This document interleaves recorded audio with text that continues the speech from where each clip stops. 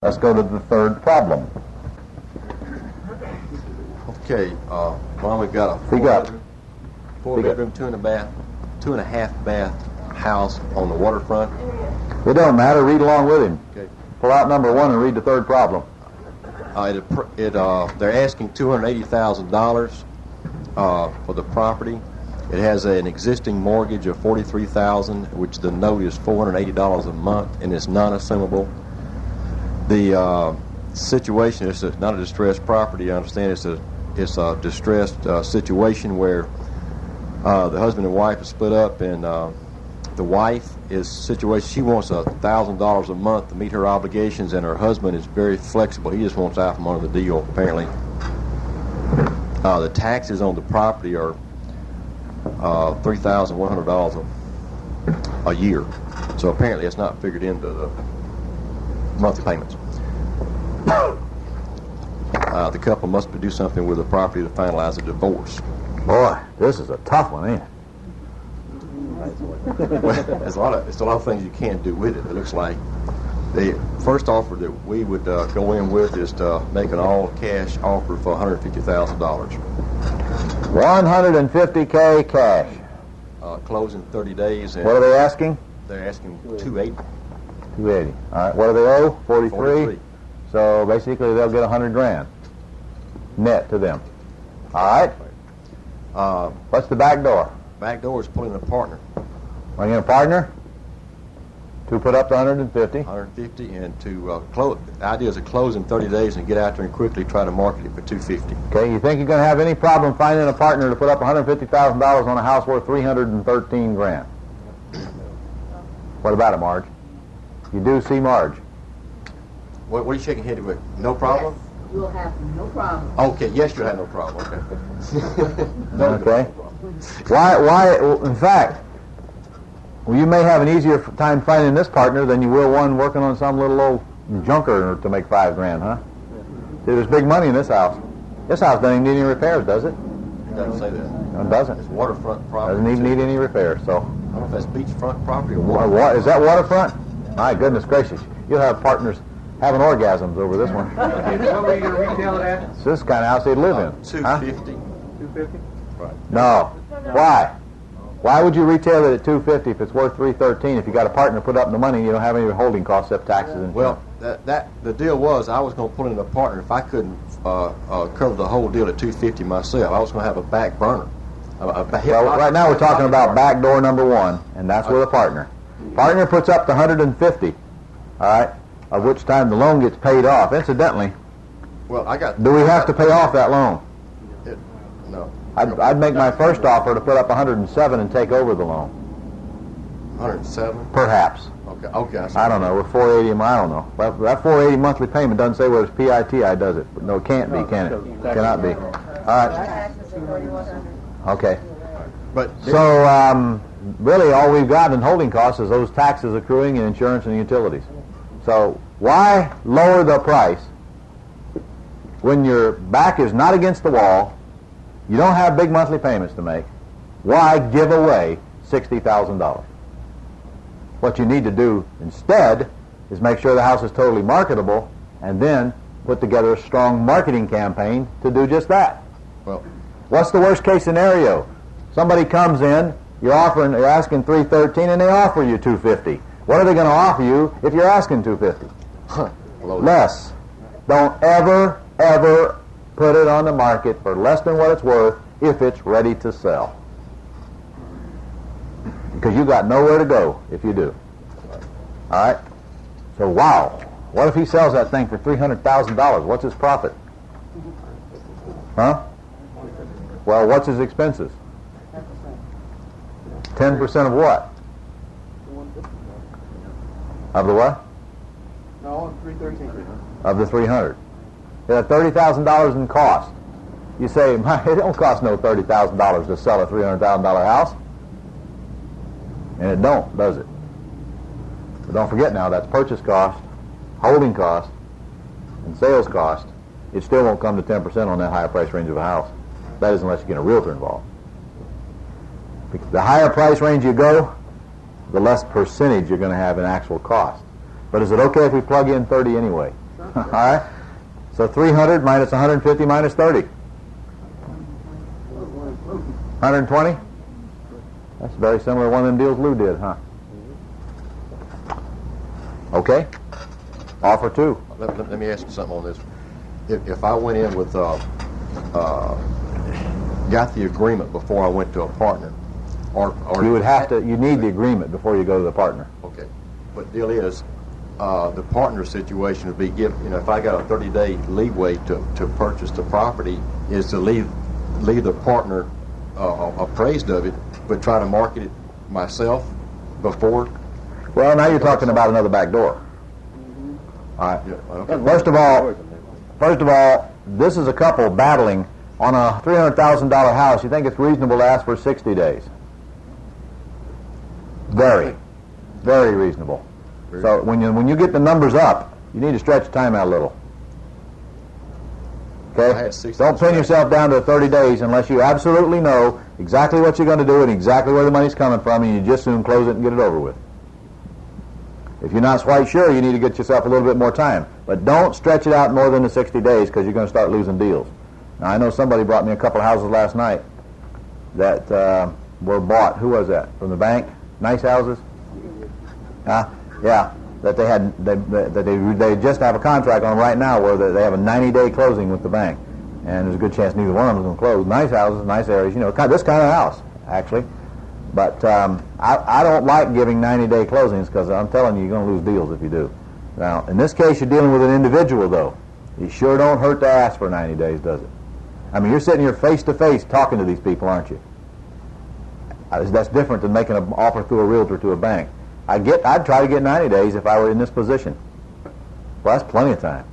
And I'd say, look, it ain't going to take no 90 days. But let me put it in here anyway to make sure that I don't get myself in a pickle here, because I got a lot of things going on, and I need the time. And they say, well, I don't want to wait that long. I say, well, 60 is the least I can take. So I work my way down. Anyway, back door 1 is partners. You got a back door 2 for that offer. Wholesale it. Man, think you could wholesale this one? You ought to be able to get at least 155 out of this one, hadn't you? What would you wholesale it for? 200. 200? You think you can get a $200,000 wholesale price for a $313,000 house? Do you really think you deserve a $50,000 wholesale profit? Yeah. More. Huh? More?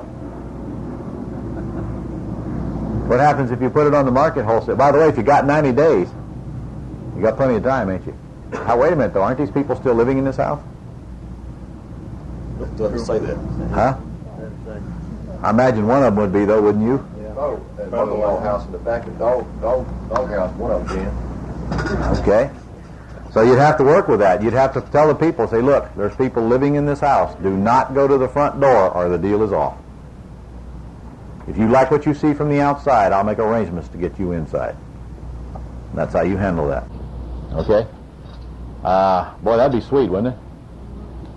Don't even buy the dumb thing. Put it under contract, have somebody come to closing and bring you $50,000 more than you paid. I like that. Back door 3? Retail yourself. Retail it yourself. This is, of course, assuming you can come up with the money to buy, right? Right? All right. What kind of profit would you make if you retail it yourself? We just did that, didn't we? $120,000 if you sold it for $300,000. Need about one of them a month, don't you? All right. Offer 2. We went with a split funding. Split funded. Great idea. Anytime you make a cash offer, make a split funded offer. Price? $180,000. 180. How much down? $20,000 down. 20 down. And the balance due? We had 127. No. Well, it would be a. You're going to take over the loan in this process? Yeah, you're going to leave the loan on the property. There's not enough cash there. You're going to make their payments in the process? Right. Okay, so you're going to make their payments of $480 a month while he's paying them. You need to do that to give them more incentive to accept. So you're going to basically owe another 160 though in how many days? $1,000 still paid. She wants $1,000. That's not split funding. Split funding means you're going to give them some down, and within a few months you're going to pay them the entire balance. Was that the offer? No, you don't do a 6-month split funded offer on a $300,000 house. You need at least a year. Okay. At least a year. And as long as you're making their payment, I'd ask for more than that. I'd ask for 18 months on this one. The higher the dollars, the longer the term I want. When I'm dealing old $20,000 deals, 6 months is plenty. Well, in this deal, I want more time. Will this house sell as fast as a $50,000 house? No. Of course not. When I'm dealing with individuals, ask for this. They say, well, we don't want to wait that long. Then you can decide how close you want to bring it to yourself. However, what if you gave them 6 months because that's what it took to get the deal done? What's your risk? That's your risk. Is that really a risk when you're paying $180,000 for a $300,000 house? No. There's all kind of ways you'll figure out before you lose that $20,000, won't you? Worst case scenario, couldn't you get a partner to say, look, or couldn't you get somebody to say, look, I don't know what to do with this, give me my 20 back and it's yours. Worst case scenario, huh? So you got all kind of ways out of this, but you might as well ask for more time, and then you have plenty of time to solve the problem. Incidentally, consider this. The more time that I have to pay them, the quicker I get the job done, the bigger discount I'm going to ask when I pay. Or did you forget that? If I owe them the money 18 months from now and it's 2 months only have gone by and I'm ready to pay them, do you think I'm going to pay them $160? Are you kidding me? No way. I'm going to at least get me another $10,000 discount. At least. Even for a few months. Okay? So the back door here, We're going to try to lease option the property. lease option it? Let's examine that. You're going to lease option it out for what? $30,000 down. $30,000 down on the lease option. He's in la-la land, isn't he? Huh? La-la land. You don't get $30,000 on a lease option, earnest money deposit. Forget that nonsense. What's the problem, though, with the lease option here? Well, they may not buy it, that's true. And then this problem ain't going to get solved. This is the only problem, frankly, is the 18 months. Now, if you lease option it out for a year, that might work. It might work. Okay? Ooh, what kind of a monthly payment could you get on this Hummer? $1,000? Use $2,500. Be at least $2,000, wouldn't it? Nah, $3,000 you're not going to get on a $300,000 house. But I'd say $2,000 easy enough, wouldn't you? Okay? You lease option it for $315, and you're getting $10,000 down, which leaves 10 in it, doesn't it? Doesn't it? Come on now, don't be under the impression that you're going to go out here and get people to lease option a house and give you $20,000. I mean, let's get real. Get out of Seminar City here. People are not going to give you a $20,000 deposit. Down payment, different. But deposit on the lease option, you're not going to get that.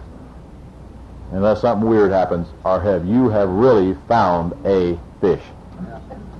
You cannot work on the greater fool theory. Now, it might be okay for you to put out 20 and only get 10 back, considering the big payday at the other end. And you could even get a partner to do that if you wanted to, couldn't you?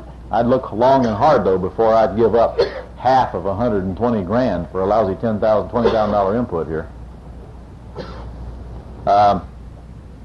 Okay, you get a monthly payment of $2,000. That gives you a $1,500 a month cash flow. That helps to recover the $10,000 pretty quick, doesn't it? Y'all hear that? You're getting a $1,500 a month difference because he's paying out $480 and he's collecting $2,000. Now that's $2,000 if he can't squeeze some more for down payment. Well, you're neglecting something here. We had to take into consideration is his wife needs $1,000 a month Uh-huh. from somewhere. Beginning when, though? 18 months from now? Okay. Yeah? I think there's going to be a consideration. She wants. Okay, could you give her the $1,000 now? Sure, and she- Starting at least 2-3 months from now. Right. Giving you time to get a tenant in this thing. Okay? That means you're down to $500 a month. If you give it $1,000 now, though, it comes off the $160, doesn't it? Comes right off the principal. Okay, so you're just really not costing you anything to give it $1,000 now, because you get it back when you sell. Really? Got it? If it comes off the principal, it's not an expense. Is they assuming the loan in this case? No, in this case, the loan is not assumable. What you'll tell the seller is, look, I'll just pay you the $480 a month, and you can make your payment. They haven't bought it, so the lender couldn't call it due. Why do you own 160? Well, the 43 or 48 is part of the 160. When I pay off the 160, their loan's going to get paid off. Not until. Why don't you just go ahead and pay the 480 yourself? Make sure it gets paid. Am I concerned about that 480 getting paid, Phil, when they got 160 grand coming? You're right. No, I'm not. I don't care if they pay it or not. It's entirely up to them. All right. Offer 3.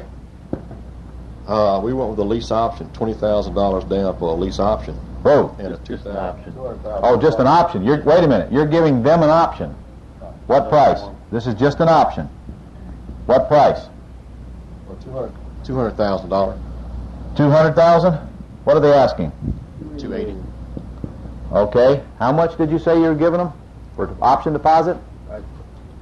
Well, I had lease option here, but as you're saying, it's an option. Yeah. I wouldn't give them the $20,000.